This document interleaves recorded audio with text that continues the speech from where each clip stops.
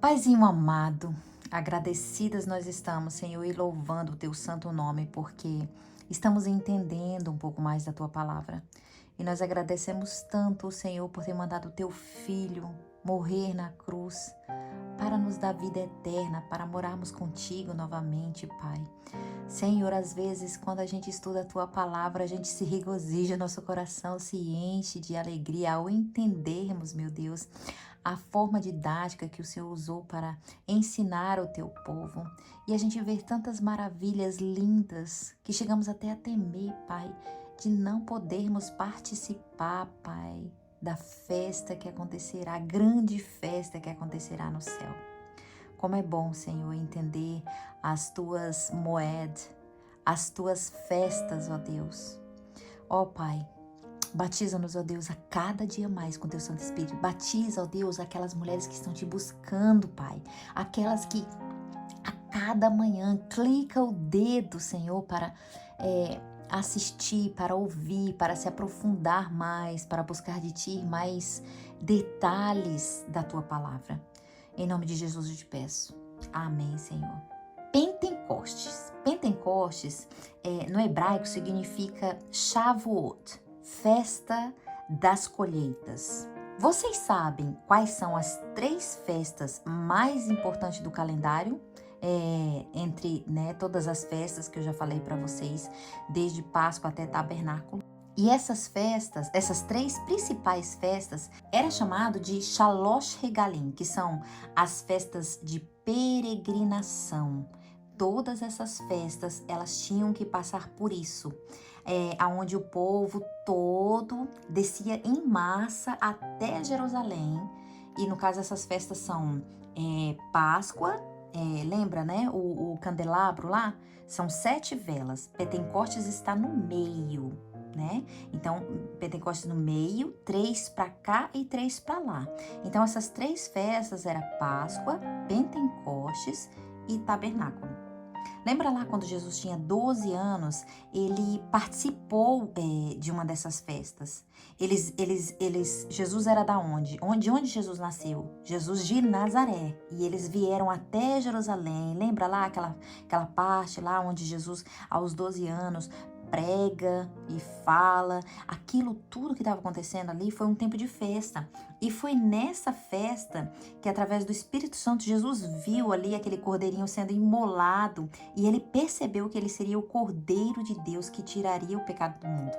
Maria teve uma grande participação nisso, sabe? A cada evento, a cada momento em que Maria ensinava as coisas para Jesus, e a cada profecia se cumprindo, Maria ali olhava para Jesus e falava: tá vendo, Jesus? Você é o Cordeiro. Tá vendo aqui esse milagre acontecendo? Isso aqui é você. Tá vendo? Então, é lindo essa parte, mas como o tempo é corrido, a gente vai avançar, porque senão fica muito cansativo o áudio. Só que ao falar de Pentecostes, que é a festa, o áudio que nós estamos estudando hoje, onde foi que Pentecostes começou? Qual foi o primeiro momento de Pentecostes? Quando a gente fala isso, a gente lembra ali em Atos, né? Onde os discípulos de Cristo receberam o fogo do Espírito, mas só que lá em Êxodo 20, vamos ler Êxodo 20, 18, que diz assim, ó: todo o povo presenciou os trovões e os relâmpagos e o clamor da trombeta e o monte fumegante, e o povo, observando, se estremeceu e ficou de longe. Disseram a Moisés: fala-nos tu, ó Moisés, e te ouviremos, porém não fale Deus conosco, para que não morramos. Olha para vocês verem. Eles falaram isso porque eles estavam com medo. Eles tiveram medo. Por que o povo teve medo? Olha, eu vou ter que dar uma adiantada aqui, porque são, na verdade, muitos detalhes e tem muita coisa para falar. E se a gente fosse falar de Pentecostes, a gente teria que gravar aqui mais ou menos uns 4 vídeos só dessa festa de Pentecostes. Tá? Isso assim, ainda passando por cima. São tantos detalhes e muitas informações. Então, a gente vai tentar dar uma pincelada aqui para ver se a gente dá conta. Mas o povo, eles tiveram medo porque eles viram o derramamento do fogo ali. Olha, era fogo, você viu ali quando você leu? Fogo, tochas, vozes, o monte fumegante. Daí eles começam a pedir para Moisés, e aí Moisés começa a proferir para o povo, né? Batizado ali com o Espírito Santo de Deus, Moisés começa a proferir para o povo. Agora, vocês observam, até um certo tempo, achava que era só o povo de Israel que ouviu aquelas vozes, né? Nós já tivemos lição da escola sabatina sobre isso. Olha, gente, a lição da escola sabatina é um curso de teologia, sabe? E tem muitos assuntos que às vezes, quando a gente começa a falar, eu lembro de coisas que eu já estudei na lição sobre isso, né? Sobre temas que já foram estudados na lição. Então eu achava que só esse povo de Israel era que tinha recebido, era que estava ouvindo ali as tochas, as vozes, os montes fumegantes, o fogo, o derramamento, aquela coisa tremenda acontecendo, mas não. Essa voz de Deus, ela desceu e foi dividida em 7 vozes. E todas as nações ouviram na sua própria língua. E eles se maravilharam. Gente, isso é lindo demais. Quando a gente começa a perceber, quando a gente começa a estudar os detalhes da Bíblia, quando a gente começa a buscar as coisas e a encaixar o quebra-cabeça, a gente começa a entender as coisas. Então isso que aconteceu lá no monte, né, quando Moisés ali, ele proferiu tudo aquilo para o povo, lembra, né, o primeiro momento de Pentecostes. Então quando Jesus subiu ao céu, 50 dias depois, o que aconteceu com os discípulos já foi a segunda vez. Então veja, a festa de Pentecostes, né, chamada a famosa Shavuot, ela tinha 7 espécies que cresciam em Israel. E quais eram essas 7 espécies? Trigo, cevada, tâmara, romã, figo, uva e azeitona. E essa festa era chamada Shavuot, ou Pentecoste, ou festa das colheitas, por ser uma festa de peregrinação.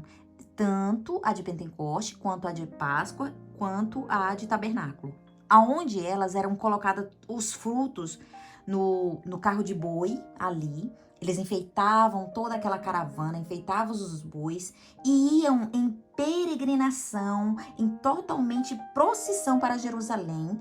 E essa festa, ela era tão grande que ela chamava a atenção de todos, inclusive na sua caminhada dos agricultores. Olha que lindo! E aí era onde acontecia, quando eles chegavam lá no monte, né? Eles faziam aquela oração. Observa que tem a ver com a peregrinação e a ver com a história. Olha a oração deles. Eles diziam assim: peregrinos fui, meu Pai, e tudo isso é fruto de tuas bênçãos, porque o Senhor nos tirou do Egito e nos deu liberdade, fazendo uma grande nação, nos dando essa terra que emana leite e mel.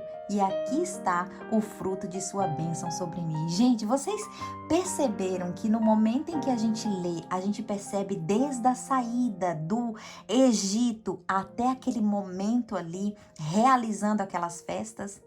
Era uma oração que levantava agradecimento a Deus.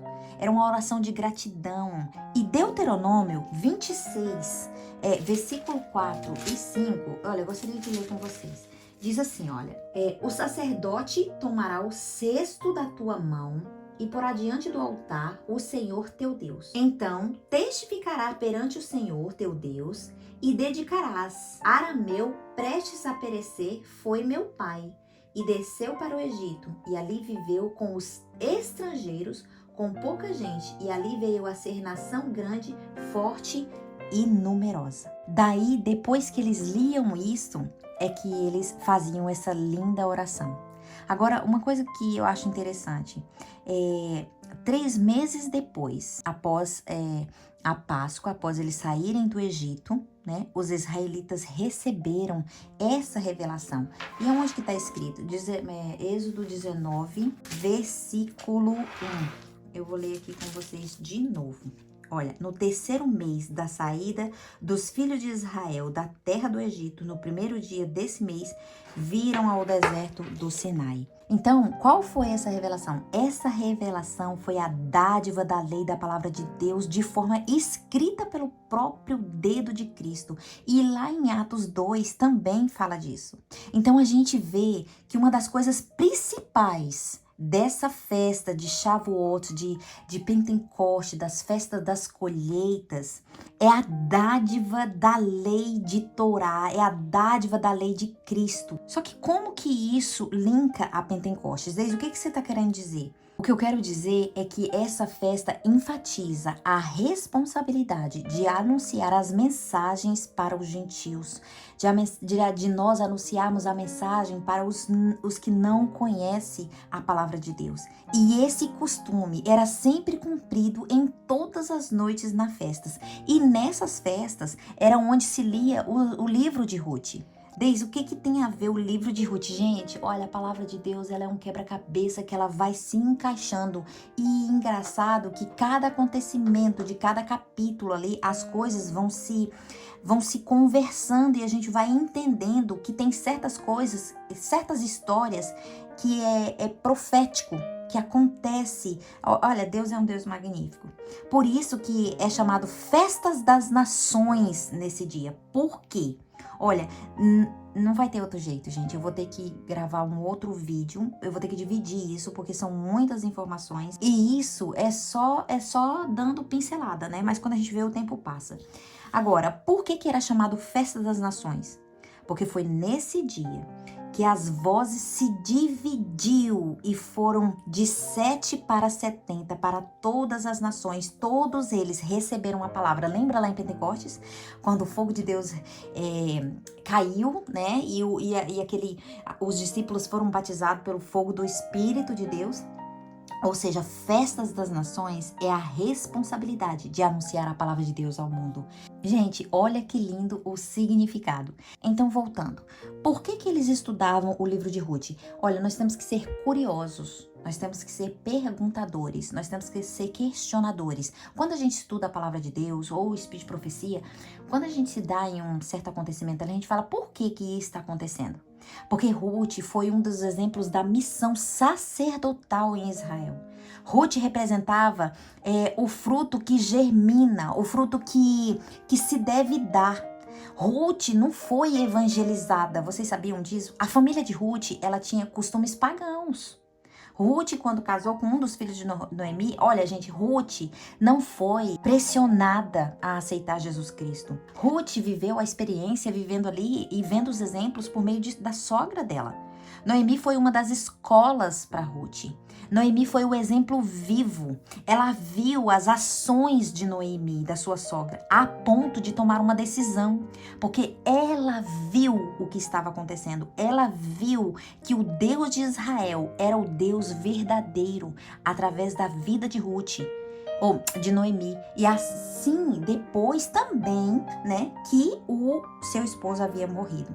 A ponto de dizer para Ruth, quando Ruth resolve voltar para sua terra, né, e deixa ela ir livre, mas depois de tudo que ela viveu, ela chegou a ponto de falar para sua sogra: seu povo é meu povo, será meu povo, e seu Deus será meu Deus.